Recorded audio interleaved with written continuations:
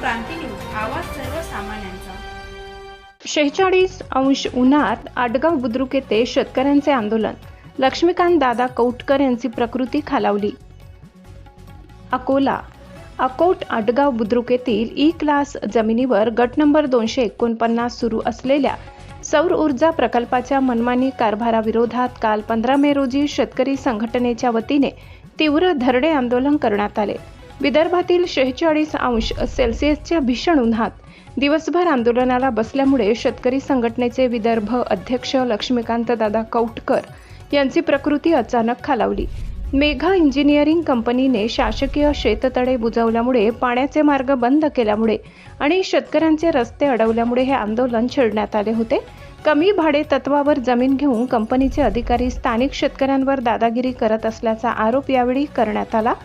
जोपर्यंत शासकीय शेततळे पूर्ववत केले जात नाही आणि शेतकऱ्यांचे रस्ते मोकळे होत नाही तोपर्यंत सौर ऊर्जा प्रकल्पाचे काम तात्काळ स्थगित ठेवावे, अन्यथा अधिक तीव्र आंदोलन करू असा इशारा समस्त शेतकरी बांधवांनी दिलाय।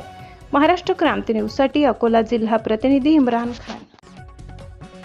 आज दिनांक 15 आपण इथं गट नंबर 245 मौजे आडगाव बुद्रुक इथं बसलेला आहोत। ठिय्या एक दिवसीय ठिय्या आंदोलनाकरता। पण याचं काम का पडलं तर इथली जी शेत जमीन आहे ती सौर ऊर्जेकरिता देण्यात आली। ई क्लासची ही जमीन होती आणि ग्रामपंचायतने ही काहीतरी गावात प्लॅन्ट येत आहे या अनुषंगाने ही जमीन दिली, ठरावही करून दिला। परंतु यात काही शेतकऱ्यांचे शेततळे होते, त्याच्यातून शेतीसाठी शेतकरी पाणी घेत होते।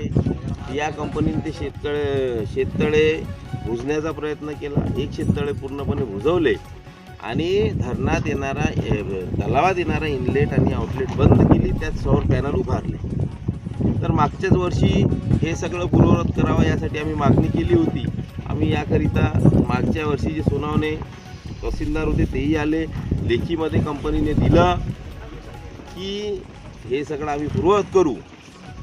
परंतु आमच्या ग्रामपंचायतने यांना ठराव दिला की इथं सौर प्लॅन्ट टाका व शेतकऱ्यासोबत चुकीचं कामं करा, तलाव बुजा, अशा काही आमच्या ग्रामपंचायतीने यांना क्लीन चिट दिलेली नाही। यांना फक्त जमीन दिली होती। हे जे काही दादागिरीचं काम मेघा इंजिनिअरिंग करत आहे आणि यांना करत असताना हे अधिकारी वर्ग जे यांना पाठीशी घालत आहे, ही काही योग्य बाब नाही। आज इथं आंदोलन झालं तरीही कोणताही वरिष्ठ अधिकारी इथं आलेला नाही, पण त्यांचे प्रतिनिधित्व आले होते आणि काही अधिकाऱ्यांना म्हटलं की आम्हाला कल्पनाच नव्हती। तर मी आत्ता या तुम्हाला प्रसार माध्यमांना सांगतो की कल्पना आंदोलनाची देणं हे शेतकऱ्याचं काम नाही, कोणत्या आंदोलकाचं काम नाही, यंत्रणेचं काम आहे। आंदोलन कुठं सुरू आहे, शेतकऱ्यांमध्ये रोष आहे, जनतेमध्ये रोष आहे, हे पाहणं यंत्रणेचं काम आहे। कोणत्याही अधिकाऱ्याला निवेदन द्यायचं की आम्ही आंदोलन करून राहिलो असं निवेदन द्यायचं कुठेही नाही आहे। कायदा सुव्यवस्थेचा प्रश्न निर्माण होत असेल तर त्याची कल्पना फक्त आणि फक्त पोलीस यंत्रणा आपण देऊ शकतो, परंतु त्यांची एक गुप्तचर यंत्रणा असते की याची ते माहिती मिळवून घेत असतात। आज इथं एक दिवस आम्ही ठिय्या आंदोलन दिलं आणि त्यांनी मध्यस्थीमध्ये ठाणेदार आणि तलाठी देशमुख यांच्या माध्यमातून गजानन भाऊ राठोड ठाणेदार आणि देशमुख या आपले तलाठी यांच्या माध्यमातून त्यांनी कळवलं की आम्ही 15 दिवसात, कंपनीच्या अधिकाऱ्यांनी सांगितलं की आम्ही 15 दिवसात तुमचं पूर्ववत करून देऊ।